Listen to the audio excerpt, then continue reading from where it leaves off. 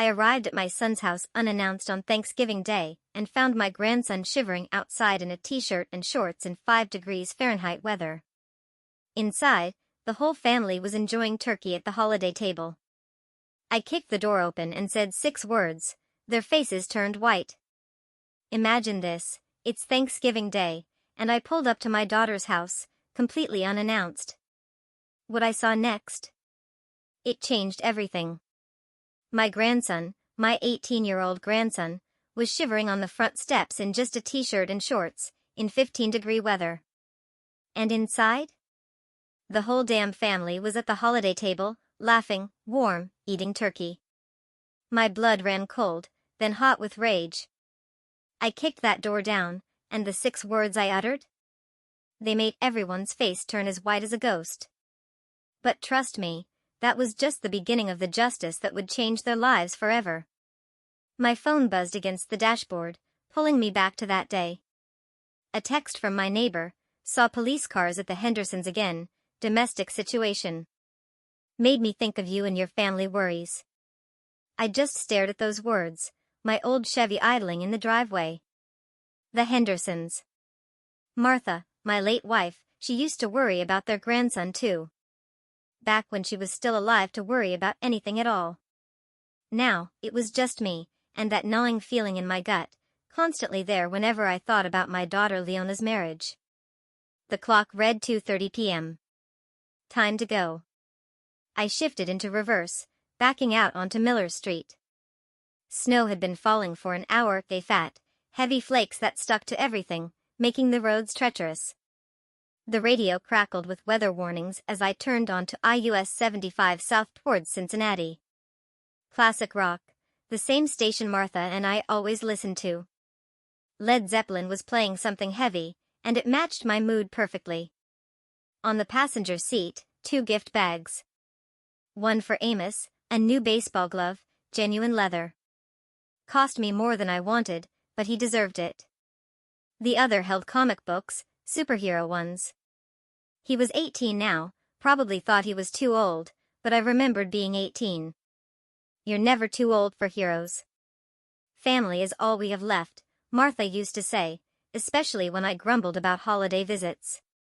She was right then, and she was right now, even though her voice only lived in my memory. After losing her 6 months ago, every gathering felt precious, fragile. The wipers struggled against the accumulating snow. Other cars crawled along, hazard lights blinking like nervous fireflies. I kept both hands on the wheel, holding a steady 40 miles per hour. No point in arriving at all if I ended up in a ditch. Exit signs counted down the miles to Cincinnati. I tried calling Leona's house. Just wanted to let them know I was coming, maybe surprise them a little less dramatically than just showing up. 6 rings, then voicemail. Strange. Usually someone was home on Thanksgiving afternoon.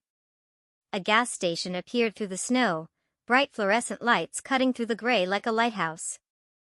I pulled in, filled the tank, grabbed a coffee and a bag of those peppermints Amos liked. The clerk, a young guy with tired eyes, shook his head at the weather. Roads are getting worse by the hour, he said, scanning my items. You driving far? Just to Cincinnati. Family dinner. Be careful out there. Saw 3 accidents already today. Back in the truck, I checked the time again, 3:05 p.m.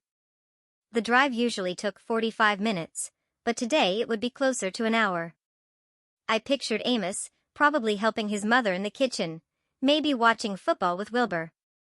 The boy had grown so much since summer when we went fishing at Lake Erie. Caught his first base that day, grinned like he'd won the lottery. That's when I'd noticed the bruise on his arm. When I asked, he'd gotten quiet, mumbled something about falling off his bike. But the mark looked wrong. Too precise, too much like fingers. I should have pressed harder. Should have asked more questions. Martha would have known what to do. The snow kept falling as I took exit 15 toward Leona's neighborhood. Suburban streets, 2-story houses, each one decorated with pumpkins and autumn wreaths. Christmas lights were already going up on some of them, twinkling through the white curtain of snow.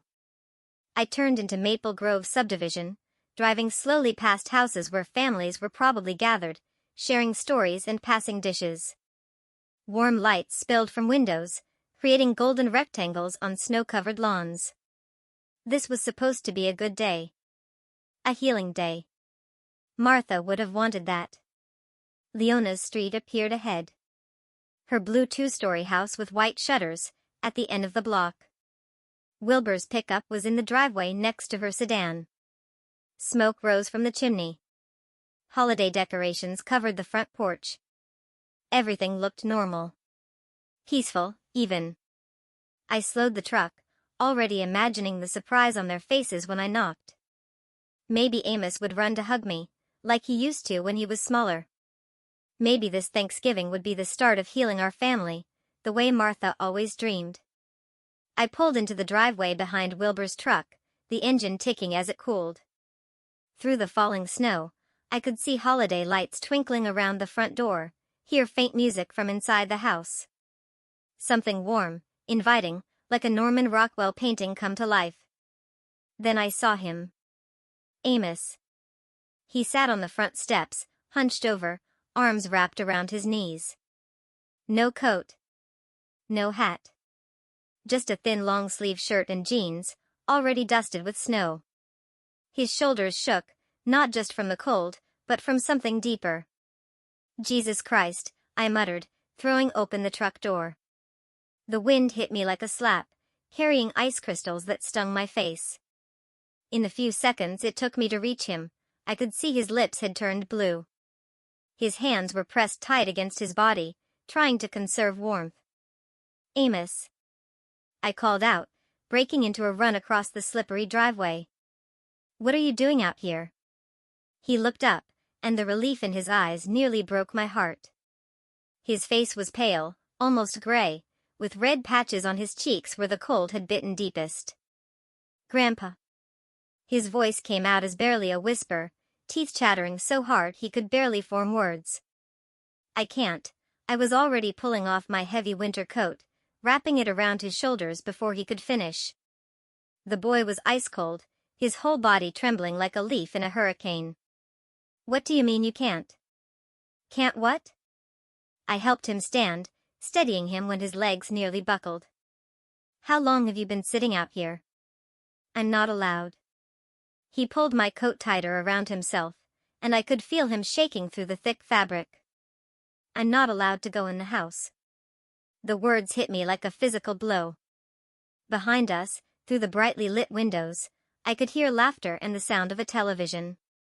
The warm glow of family celebration, while my grandson sat freezing on the front steps like some kind of punishment. What do you mean not allowed? My voice came out sharper than I intended, but anger was building in my chest like a fire. This is your home. Amos flinched at my tone, and I immediately softened it. The last thing he needed was another adult yelling at him. Please don't make it worse for me, he whispered, glancing nervously at the front door. Please, Grandpa, if Wilbur hears you. I looked at the house.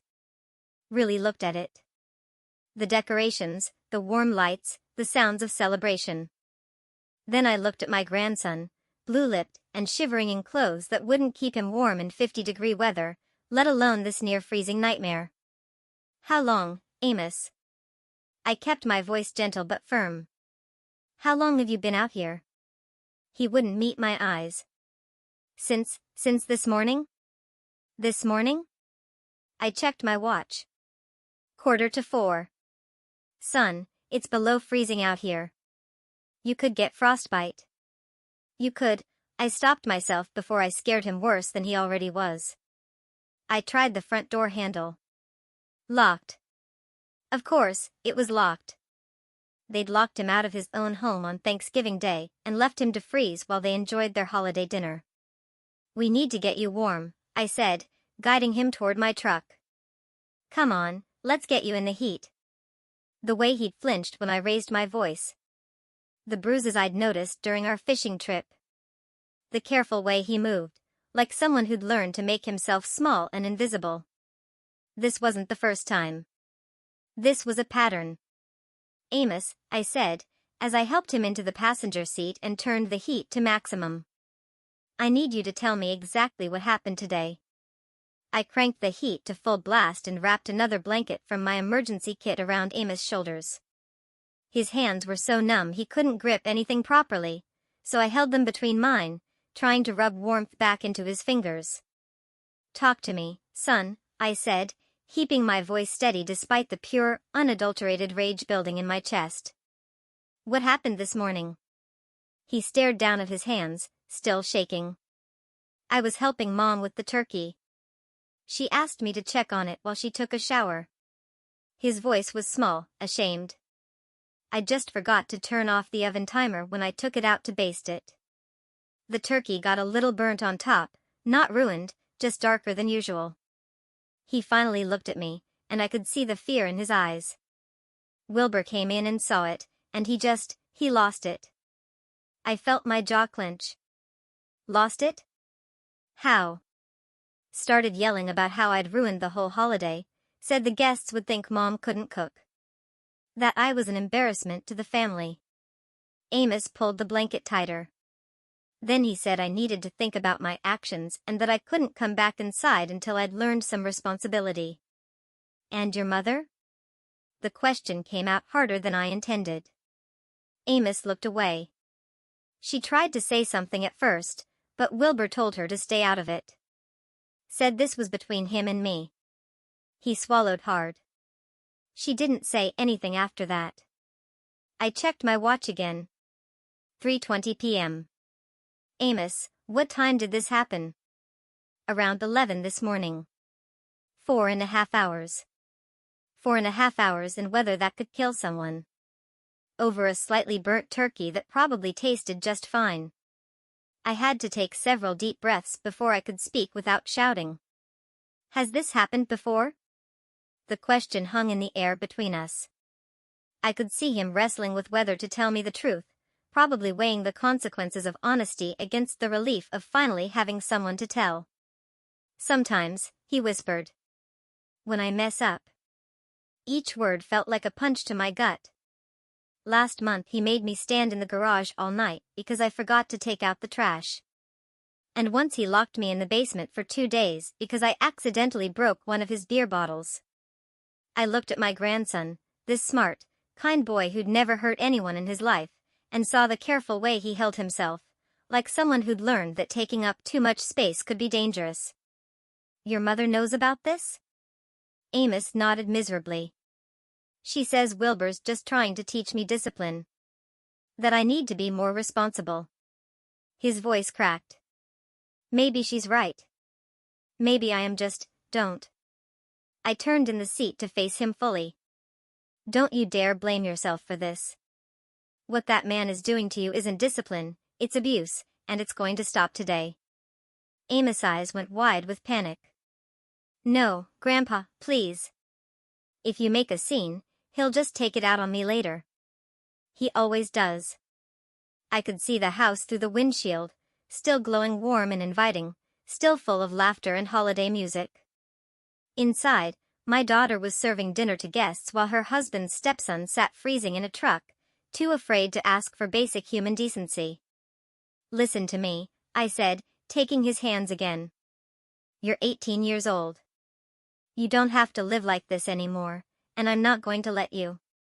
But where would I go? I don't have any money. I can't afford college without, you'll come home with me. Tonight. The decision crystallized as I spoke. We'll figure out the rest later. I could see the hope and terror warring in his expression. Hope because maybe, finally, someone was going to stand up for him. Terror because he'd learned not to trust that things could actually get better. He won't let me leave, Amos said quietly. He'll say I stole something or that you're kidnapping me. I looked at the house again, at the warm lights and holiday decorations, and felt something cold and hard settle in my chest. Martha had always been the diplomatic one, the one who smoothed over family conflicts with patience and understanding. But Martha wasn't here anymore, and diplomacy hadn't protected my grandson from 4 hours in near-freezing weather. Let me worry about Wilbur, I said, opening the truck door. Right now, we're going to get your things. I stepped out into the snow, my boots crunching on the accumulating white. Behind me, I heard Amos scramble to follow, my coat still wrapped around his shoulders. The front door was still locked, but I had no intention of knocking. My hands weren't just moving with rage, it was the kind that builds slowly, then hits like a freight train when you finally see the whole picture. Why didn't you tell me it was this bad? I asked, studying his face more carefully. Now that I was really looking, I could see faint bruises along his jawline, partially hidden by the shadows and cold red skin. I tried to hint, he whispered, pulling my coat tighter. But you always talk to Mom, and she. The memory hit me like a slap. Last month, when Amos had called while I was fixing dinner, his voice small and uncertain. Grandpa, Wilbur says I can't eat dinner with them anymore. Says I have to earn my way back to the table. I'd laughed it off. Thought it was teenage drama. Called Leona the next day, and she brushed it aside with that practiced ease she'd developed since marrying Wilbur. Dad, you're overreacting. It's just normal family discipline. Amos exaggerates everything, you know how teenagers are. Another memory surfaced. A summer phone call. Amos sounding exhausted. Mom, Wilbur yelled at me again about leaving dishes in the sink. He made me wash every dish in the house twice. When I'd asked Leona about it later, she'd sighed that martyred sigh. He's just being dramatic. Wilbur's trying to teach him responsibility. How long has he been treating you like this? I asked, though part of me already knew the answer would destroy me. Since Mom married him 3 years ago. Amos' voice was barely audible. It started small, making me redo chores if they weren't perfect. Then it got worse. I remembered the fishing trip this past summer. How Amos had seemed reluctant to go home, kept asking if we could stay another day. When I'd pressed him, he just shrugged and said he liked being on the lake. But now I could see it differently. The way he'd grown quiet when I mentioned driving him back. The shadow that crossed his face when he talked about school starting. The basement incident, I said. The pieces clicking together. You mentioned sleeping in the garage. How many times? More than I want to count. He was looking at his hands now, and I could see the shame he carried. Last winter. He locked me out for forgetting to shovel the driveway. I slept in your truck when you visited for Christmas Eve. My truck. He'd slept in my truck on Christmas Eve while I was inside enjoying eggnog and thinking what a wonderful family holiday we were having. The guilt hit me like a physical blow. I looked toward the house, where warm light spilled from every window, and I could hear the faint sound of laughter. A perfect suburban holiday scene, while my grandson nearly froze to death on the front steps. Your mother knows about all of this? Amos nodded miserably. She says Wilbur's just trying to make me a better person. That I need to stop being so sensitive and learn to follow rules. The rage was building now, hot and focused. I could feel it in my chest, in the way my vision seemed to sharpen and narrow. Martha used to warn me about my temper. Told me to count to 10 before acting when I got like this. But Martha wasn't here, and counting wouldn't help my grandson. I stood up, still keeping Amos wrapped in my coat. Come on. We're going inside. Grandpa, no. Please, if you make a scene, he'll just what? I turned to face him fully. Make you sleep outside in freezing weather? Beat you? Starve you? I could hear my voice getting harder. Son, it can't get much worse than what's already happening. Amos looked toward the front door with fear in his eyes. You don't understand how he gets when someone challenges him. But I was already walking toward the house, my grandson following reluctantly behind me. The front door looked solid and expensive. Wilbur's pride showing in every detail of his perfect suburban fortress. I didn't bother knocking. My boot hit the door just beside the lock with all the force I could muster. 68 years old, but decades of factory work had left me with more strength than most men half my age. The wood splintered with a crack that echoed through the neighborhood, and the door slammed open so hard it bounced off the wall. The warm air rushed out to meet us, carrying the smell of roasted turkey and the sound of shocked silence. I stepped into the entryway, Amos close behind me, and took in the scene that stopped me cold. The dining room table was set like something from a magazine. White tablecloth, candles flickering, crystal glasses catching the light. Wilbur sat at the head of the table in a pressed button-down shirt, carving knife in hand.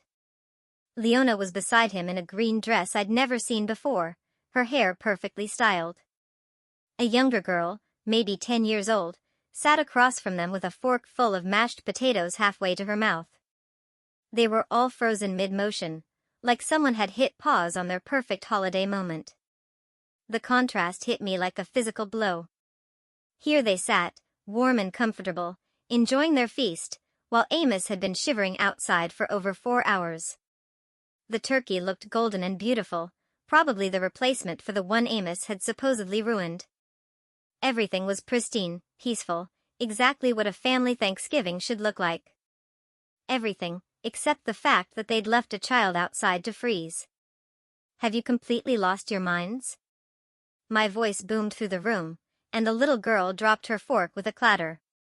Leona's face went white as paper, and the serving spoon in her hand hit the table, sending gravy spattering across the white cloth. Dad? Leona's voice came out as a squeak. What are you doing here? How did you, while you're sitting here feasting like royalty, that boy was freezing outside. I pointed directly at Amos, who was still wrapped in my coat and shivering despite the warm air. 4 hours, Leona. 4 hours in weather that could have killed him. Wilbur slowly set down his carving knife and rose from his chair. He was bigger than I remembered, probably outweighed me by 50 pounds, but I'd been in my share of fights when I was younger. Size didn't always matter when you were angry enough. Who gave you permission to enter my house? His voice was controlled, but dangerous. The tone of a man who wasn't used to being challenged. This is private property, and you're trespassing. I could see him taking my measure, calculating whether he could intimidate me into backing down. His chest puffed out slightly, and he moved around the table toward us with the predatory confidence of someone who ruled his own domain. Private property? I stepped forward to meet him. You mean the property where you locked my grandson outside to freeze while you ate dinner? The younger daughter started crying, confused and frightened by the shouting. Leona reached over to comfort her, but her eyes never left my face. I could see the conflict there, torn between protecting her father and defending her husband. This is a private family matter, Wilbur said, his voice rising. And you have no business, no business? I could feel the heat rising in my face. That's my grandson you nearly killed with your private family matter. Behind me, Amos pressed closer, and I could feel him trembling. Not just from cold now, but from fear of what was about to happen. This was probably the first time anyone had ever stood up to Wilbur in his own house, and we all knew it was about to get ugly. The holiday music was still playing softly in the background, some cheerful song about gratitude and family togetherness. The irony would have been funny if I weren't so furious I could barely see straight. I pointed directly at Amos, my finger steady despite the rage coursing through me. Look at him, Wilbur. Really, look at what you've done. Wilbur crossed his arms and lifted his chin. Every inch the man who believed he was justified in his actions. The boy ruined our holiday. He needed to learn a lesson about responsibility and consequences. A lesson? I could barely believe what I was hearing. You nearly froze a child to death over a slightly burnt turkey. He's 18, not a child, and this is my house with my rules. Wilbur's voice took on that patronizing tone men use when they think they're being reasonable. I'm trying to teach him discipline, something his mother obviously failed to do in his first 17 years. Leona flinched at that, but didn't say anything. Just sat there in her green dress, looking between us like she was watching a tennis match instead of a fight for her son's welfare. Discipline? I stepped closer to the table, close enough to see the grease on Wilbur's plate, the wine stain on his lips. That's called child abuse. And you're lucky I don't call the police right now. Child abuse? Wilbur actually laughed. A cold sound that made my skin crawl. He forgot to turn off a timer and ruined a $20 turkey. I sent him outside to think about his actions. That's not abuse. That's parenting. For 4 hours? In 5-degree weather? He's being dramatic, just like always. Wilbur waved his hand dismissively like he was shooing away a fly. Look at him. He's fine. A little cold never hurt anyone. I looked at Amos, still wrapped in my coat, his lips blue, his whole body shaking. Fine. This man thought hypothermia was fine. Dad, please. Leona finally spoke up, her voice shaky. Don't ruin our holiday. We can discuss this later as a family. Ruin your holiday? I turned to stare at my daughter. Your son was sitting outside freezing while you ate dinner, and you're worried about me ruining your holiday? She looked down at her plate, unable to meet my eyes. Wilbur was he was trying to teach Amos responsibility. Sometimes boys need firm guidance. Firm guidance? My voice cracked with disbelief. Leona, when you were 18 and you dented my truck, did I lock you outside in a blizzard? When you failed your math test, did I make you sleep in the garage? That's different, she whispered. How? How is it different? Wilbur stepped between us, his face red with anger. Because this is my house, and Amos is not my biological son. I have every right to discipline him as I see fit. There it was. The truth, finally out in the open. Amos wasn't his blood, so Amos didn't matter. The boy was nothing more than an inconvenience to be controlled and punished. You have 30 seconds to apologize to my grandson, I said, my voice deadly quiet. 30 seconds to show some basic human decency. Wilbur's laugh was even colder this time. I don't owe that boy anything. If he doesn't like my rules, he can find somewhere else to live. The little girl was crying harder now, and Leona was making shushing noises, but I could barely hear them. All I could see was Wilbur's smug face. All I could think about was Amos sitting on those steps for 4 hours, believing he deserved it. Somewhere else to live? I stepped even closer, close enough to smell the wine on Wilbur's breath. You're right about that. He is going somewhere else to live. I reached into my jacket pocket and pulled out my cell phone, my thumb hovering over the keypad. The movement was deliberate, slow enough for everyone in the room to understand exactly what I was considering. Wilbur's face changed when he saw the phone. The smug confidence cracked just slightly around the edges. Either you apologize to my grandson right now, I said, my voice deadly calm, or I call Child Protective Services and report this abuse. You wouldn't dare. Wilbur stepped closer, trying to use his size to intimidate me. But I'd faced down bigger men than him in my day. And I wasn't backing down from anyone who hurt my family. Try me. I started dialing the first number.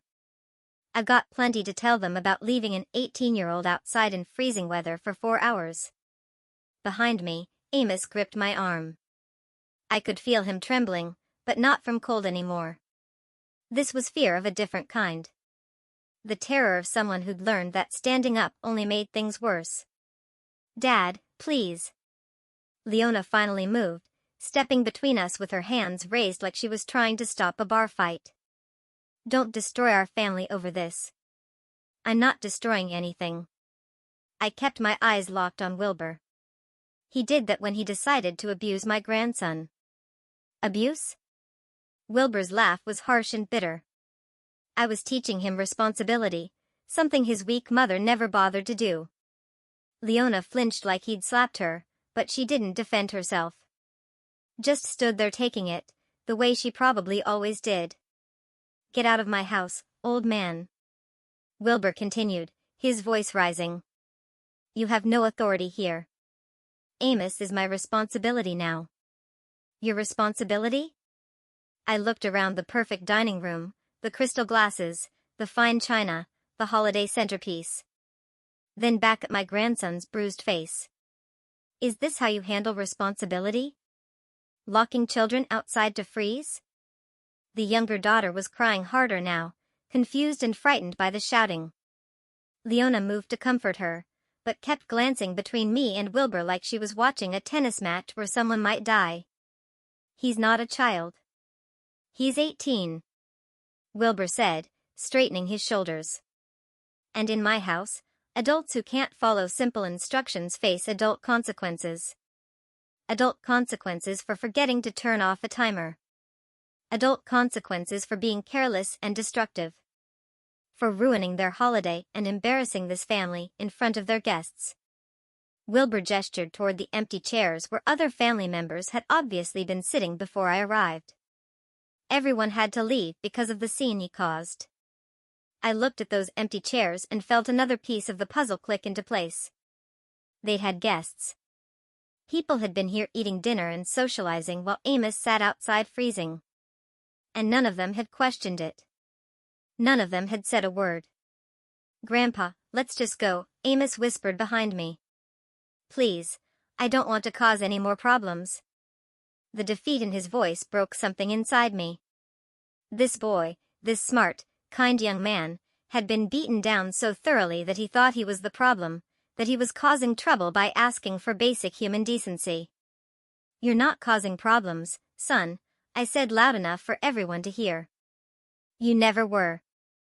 I turned back to Wilbur, my decision crystallizing like ice in my veins. "You have 30 seconds to apologize to my grandson for what you did today." "I'm not apologizing for anything." Wilbur crossed his arms, chin raised in defiance. "And I'm certainly not taking orders from some bitter old man who can't accept that his precious grandson needed discipline." "Then we're done here." I closed the phone and put it back in my pocket. "Amos, go get your things. You're coming home with me." The silence that followed was deafening.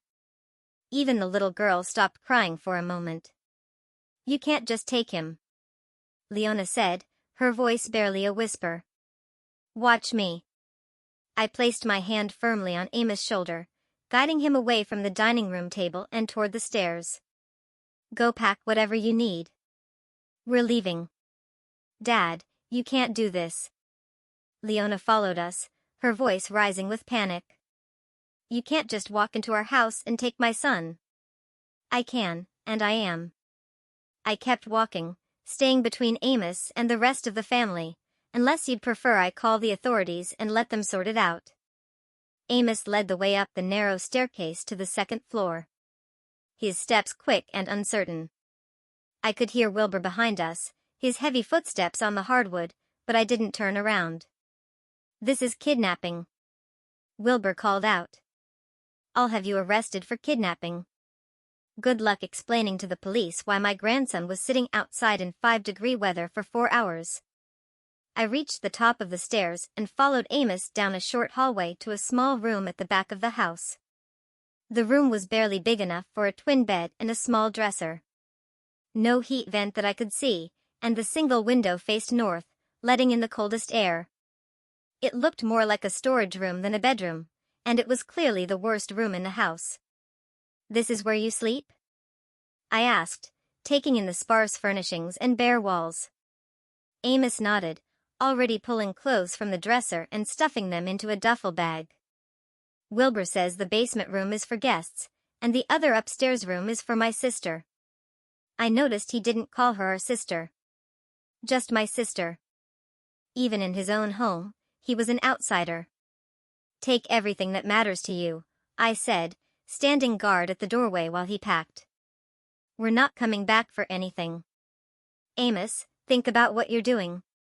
Leona appeared in the doorway, her face streaked with tears. "This is your home, your family." "Some family," Amos muttered, folding a Dayton University sweatshirt into his bag. "Real families don't lock each other outside to freeze. Wilbur was just trying to teach you responsibility." "By giving me hypothermia?" Amos looked up at his mother, and I could see 3 years of hurt and disappointment in his eyes.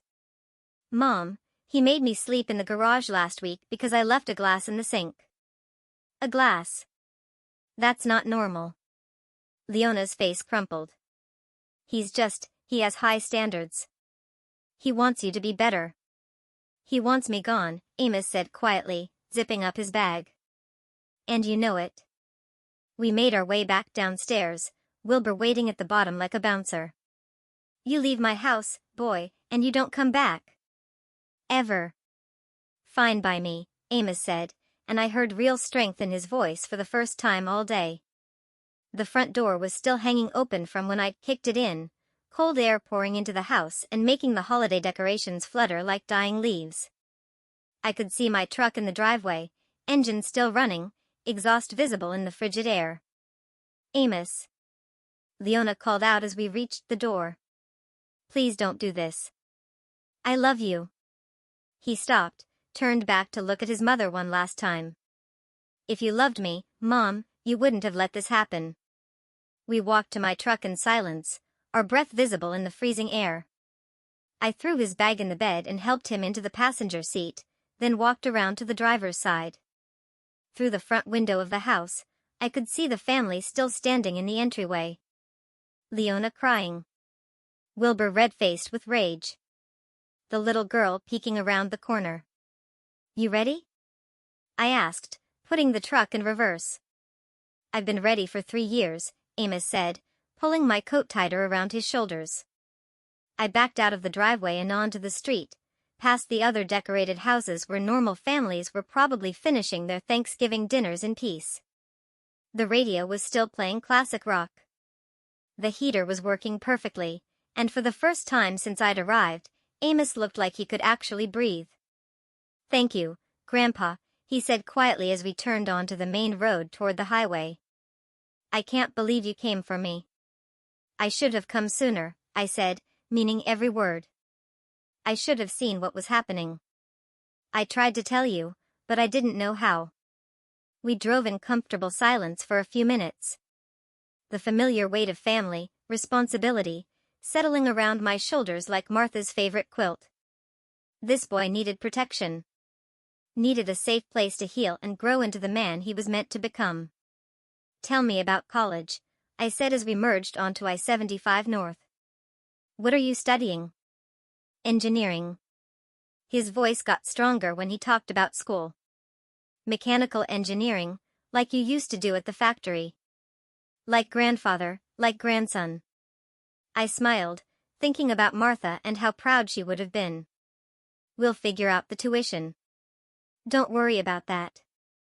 Grandpa, I don't want to be a burden. Son, you're not a burden. You're family, and family takes care of each other. My driveway looked smaller than usual with both trucks parked side by side. But the house itself seemed to glow with welcome as we approached. I'd left the porch light on out of habit, and now I was grateful for that small beacon cutting through the winter darkness. Home sweet home, I said, helping Amos carry his bag to the front door. The key turned easily in the lock, and warm air rushed out to greet us as we stepped inside. The house smelled like coffee and the lingering scent of Martha's lavender sachets. It wasn't much, a modest ranch with worn furniture and carpet that had seen better days, but it was paid for, and it was ours. You remember where the guest room is? I asked, flipping on lights as we moved through the living room. Yeah, down the hall next to your room. Amos looked around with obvious relief. It's so warm in here. Thermostat set to 72 year-round. Your grandmother always said life was too short to be cold in your own house. I showed him to the guest room and helped him get settled. There are extra blankets in the closet if you need them. The room was simple but comfortable. A double bed with one of Martha's quilts, a dresser, and a reading chair by the window. Photos of family gatherings lined the walls, including several of Amos at various ages. This had always been his room when he visited, and seeing him here now felt right in a way that nothing had felt right since Martha died. I'll get some dinner started, I said. Nothing fancy. I've got chicken in the freezer and some vegetables that need using up. Can I help? He asked, and I could see how desperately he wanted to be useful, to earn his keep. Sure, but you don't have to. This is your home now, not a job. We worked together in the kitchen, and gradually, the day's tension began to leave Amos' shoulders. I thawed the chicken in the microwave while he washed vegetables, and we moved around each other with the easy rhythm of family members who'd cooked together before.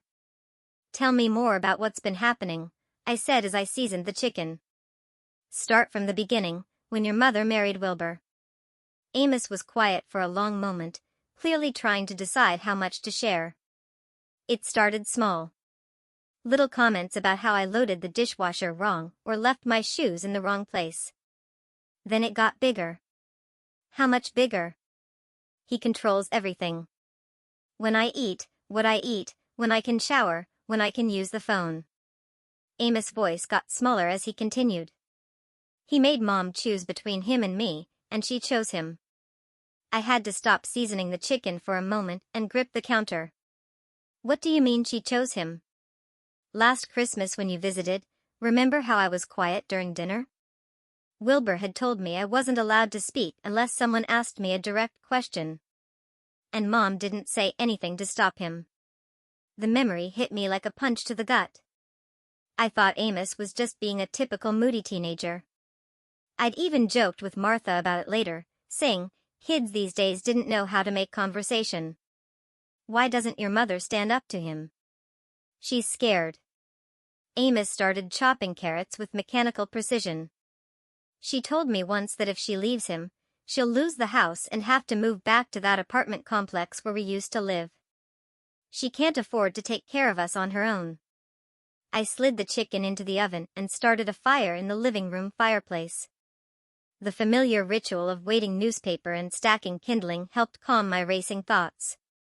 "Come sit with me," I said when the fire was crackling steadily. "Tell me about the good things. Tell me about school, about your friends." We settled into the comfortable chairs by the fire, and for the first time all day, Amos smiled. "I made Dean's List last semester, and I've got this friend Jake who's teaching me to play guitar. Your grandmother always wanted to learn guitar." I pointed to a framed photo on the mantel showing Martha at age 20, laughing and holding an acoustic guitar. "She said music was the language of the soul." I remember her saying that.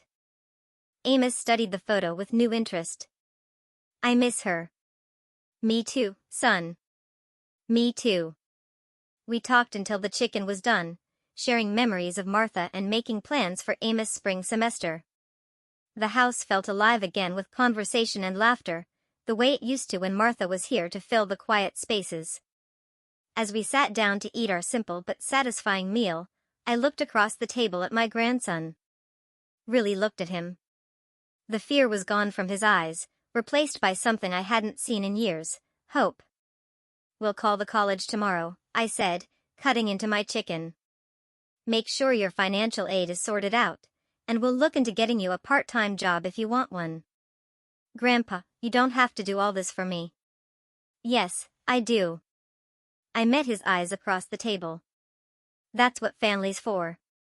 The phone rang just as we were finishing dessert. Leftover pie I'd found in the freezer. The sound cut through our peaceful evening like a knife, and I could see Amos tense up immediately. I looked at the caller ID and felt my jaw clench.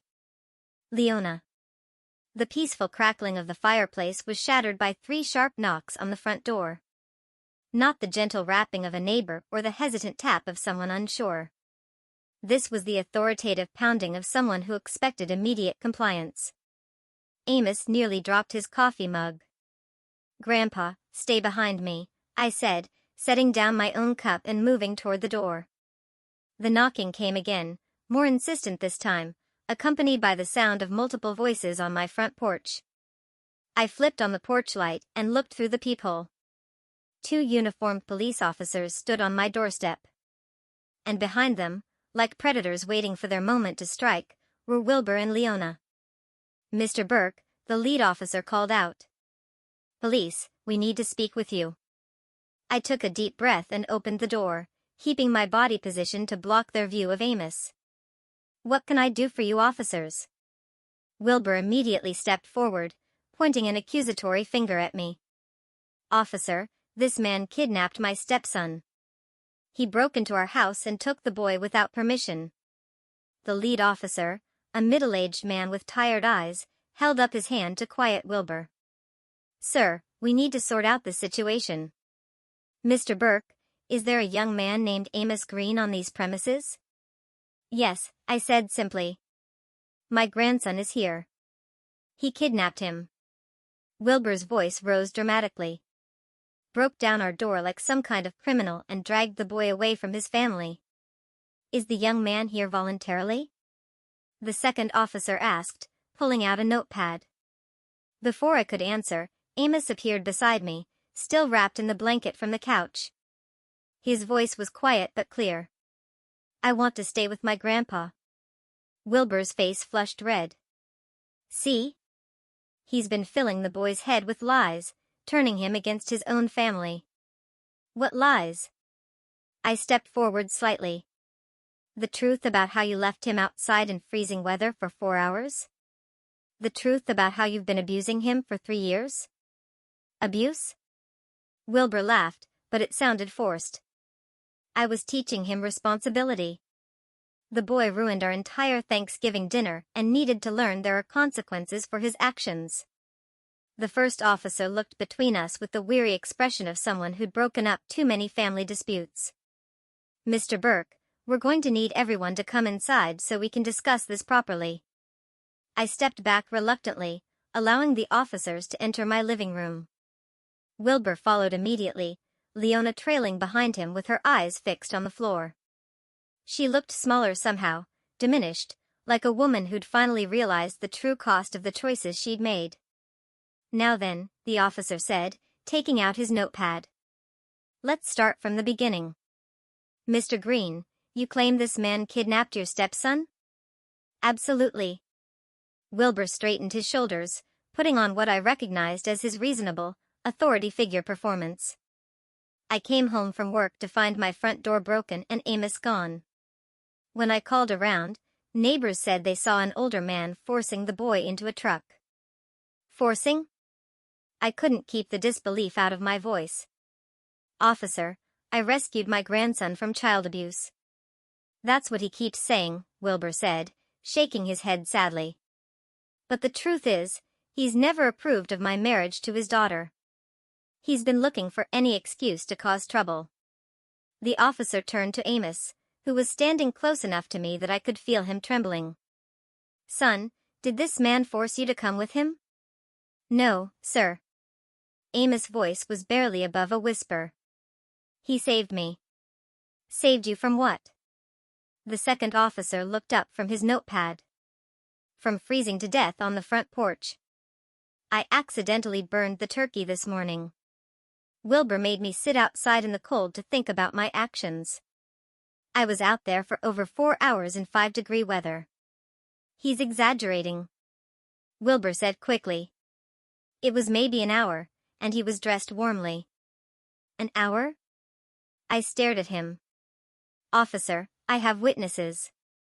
My grandson was sitting on that porch in a thin shirt and jeans when I arrived at 3:15. He'd been there since 11 in the morning." The first officer looked at Wilbur with new interest. "Sir, is it true you made the young man sit outside as punishment?" "Briefly, yes, but he's making it sound worse than it was." "In freezing weather for several hours?" Wilbur's confident facade began to crack slightly. "Look, sometimes teenagers need firm discipline. His mother and I agreed that Mom didn't agree to anything," Amos said, his voice getting stronger. "She just didn't stop you." All eyes turned to Leona, who had been silent throughout the entire exchange. She stood by the doorway like she was ready to run, her hands clasped tightly in front of her. "Ma'am," the officer prompted. "What's your version of events?" Leona looked like a woman standing at the edge of a cliff, knowing that whatever she said next would determine whether she stepped back to safety or plunged into the abyss. Her hands shook as she glanced between Wilbur's expectant face and Amos' hopeful eyes. "Mrs. Green," the first officer said gently. "We need to know what really happened today." Wilbur moved closer to his wife, and I could see the subtle intimidation in his posture. The way he positioned himself to loom over her, the warning look in his eyes. "Tell them, honey." Tell them how your father has been poisoning Amos against our family. The officer noticed it, too. Sir, please step back and let your wife speak for herself. Leona's voice came out as barely a whisper. She cleared her throat and tried again. Amos did burn the turkey this morning, and Wilbur was upset, the officer prompted. Very upset. Her eyes darted to her husband, then quickly away. He said Amos needed to learn responsibility by sitting outside in freezing weather. Leona nodded miserably. Wilbur said it would teach him to be more careful. How long was he outside, ma'am? Another glance at Wilbur, who was standing rigid with barely controlled anger. Since around 11. Until when? Until my father arrived. Her voice was getting smaller with each word. Around 3:15. The officer did quick math in his head. Over 4 hours. In 5-degree weather. She's making it sound worse than it was. Wilbur interjected. He could have come inside any time if he'd apologized and shown some remorse. No, he couldn't. Leona said suddenly, and everyone turned to stare at her. You locked the door. You told me not to let him in no matter what. The silence that followed was deafening. Wilbur's face went white, then red, then back to white. Leona, he said, his voice dangerously quiet. What are you doing? I'm telling the truth. She looked at Amos, and I could see tears starting to form in her eyes. For once in 3 years, I'm telling the truth. The officer leaned forward slightly. Mrs. Green, has this kind of punishment happened before? Yes. The word came out in a rush, like she'd been holding it back for years. He's made Amos sleep in the garage, in the basement. He's locked him out of the house overnight.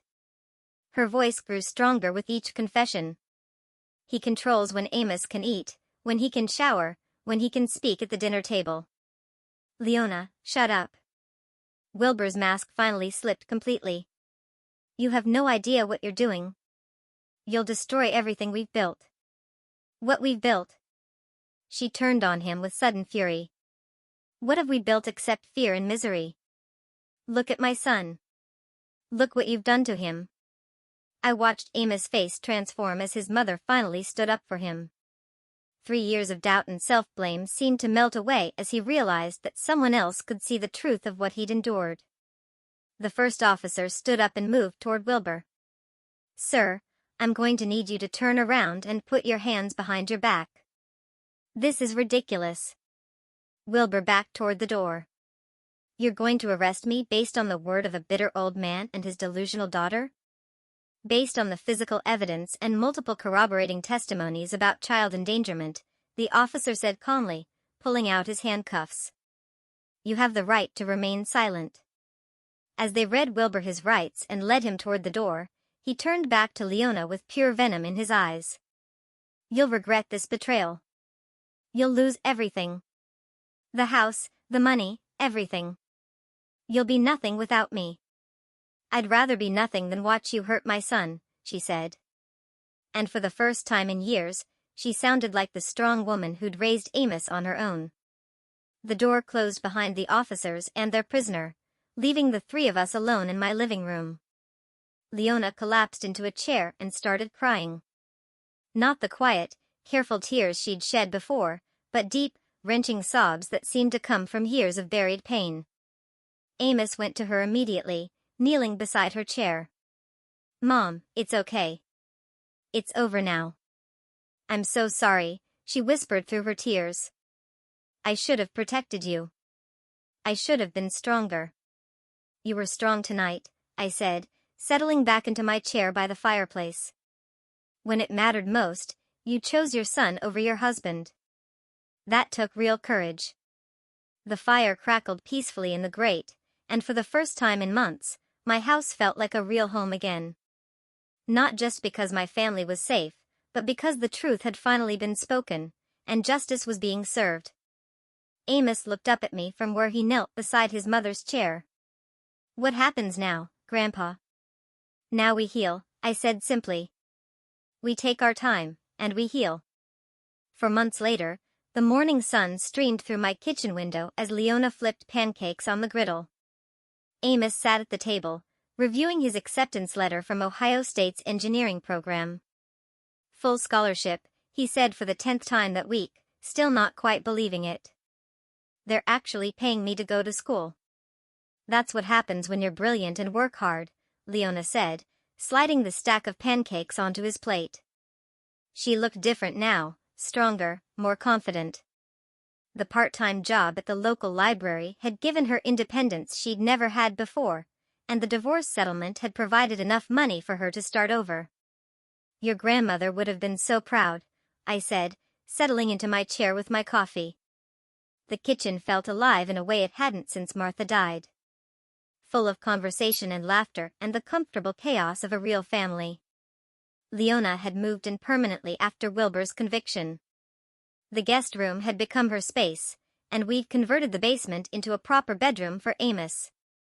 Not a punishment cell like at Wilbur's house, but a comfortable retreat with good heating and windows that actually opened.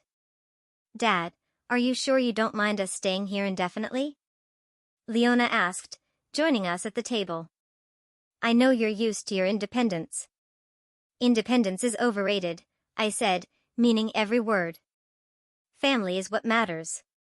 Besides, who else is going to make sure Amos doesn't burn down the kitchen when he tries to cook? That was one time. Amos protested, laughing, and the fire was very small. The phone rang and Leona answered it. Burke residence. Oh, hi Jake. Yes, he's here. Guitar practice at 4 o'clock? Sure, I'll tell him. She hung up and turned to Amos. Your friend Jake wants to know if you're still planning to practice for the talent show. The talent show? I raised an eyebrow. You didn't tell me about any talent show? Amos grinned, looking more like the confident young man he was supposed to be. It's nothing big. Jake and I are doing an acoustic set. Couple of classic rock songs you'd probably recognize. I'll be in the front row, I promised. After breakfast, I found Leona in the living room arranging new family photos on the mantel alongside the pictures of Martha. There was one from Amos' high school graduation that we'd missed because of the Wilbur situation, one from our fishing trip last month, and one from Christmas morning, our first real family Christmas in years. Any word from Wilbur? I asked, though I wasn't sure I wanted to know. His lawyer called yesterday. The anger management therapy is going well apparently, but he lost his job at the supermarket. She shrugged, not looking particularly sympathetic. He's moving back to Cleveland to live with his sister. Good. The farther away, the better. I feel sorry for him sometimes, she admitted. But then I remember what he did to Amos, and the feeling passes pretty quickly. That afternoon, while Amos was at guitar practice, Leona and I worked in the garden, preparing the soil for Martha's vegetable patch. Spring was coming early this year, and there was something hopeful about planting seeds and planning for growth. Dad, Leona said, pulling weeds with focused determination. I need to thank you again for what you did. If you hadn't come that day. You don't need to thank me, I said, turning over a stubborn clump of earth. I was just doing what any grandfather would do. No, you weren't. You risked everything to save him. You could have been arrested, charged with kidnapping, but I wasn't. Truth has a way of winning out in the end. She smiled, wiping dirt from her hands. Martha used to say that. She was a smart woman, smarter than me. Anyway, that evening, we settled into our routine. Dinner together, followed by whatever game show or movie happened to be on television. It wasn't exciting or glamorous, but it was exactly what we all needed, predictable, peaceful, safe. Amos had his guitar out, quietly practicing in the corner while Leona worked on a crossword puzzle and I read the newspaper. Normal family activities that had seemed impossible just a few months ago. Grandpa, Amos said during a commercial break, I've been thinking about changing my major from engineering to. To what? Social work, maybe counseling. He set down his guitar and looked at me seriously. I want to help other kids who are going through what I went through. I felt a surge of pride so strong it almost took my breath away. This young man, who had every right to be bitter and angry, wanted to use his experience to help others. That's a fine goal, I said. Your grandmother always said the best way to heal from pain is to help others avoid it. Did she really say that? She did, along with about 1,000 other pieces of wisdom. I should have listened to more carefully. As the evening wore on and Leona dozed in her chair, Amos and I stepped out onto the back porch to look at the stars. The night was clear and cold, but nothing like that terrible Thanksgiving when I'd found him freezing on Wilbur's doorstep. Ready for fishing season to open? I asked. Can't wait. Think we'll catch anything bigger than last year? With your luck, probably catch a whale. We stood in comfortable silence, 2 generations of Berkmen who'd found their way back to each other through crisis and truth. In a few months, Amos would head off to college, and eventually he'd build his own life and family. But the foundation was solid now, built on honesty and protection, and the kind of love that doesn't ask for anything in return. Grandpa, Amos said as we headed back inside. Yeah. Thank you for coming to get me. Thank you for being worth saving. The house was warm and bright as we locked up for the night. 3 people who'd learned that family isn't just about blood. It's about showing up when it matters most, telling the truth even when it's hard, and protecting the people you love, no matter what the cost. Martha would have been proud of all of us. So, what do you think? If you were in my shoes that Thanksgiving, what would you have done? Have you ever had to fight for someone you love, even against family? Let me know in the comments below. I really want to hear your thoughts.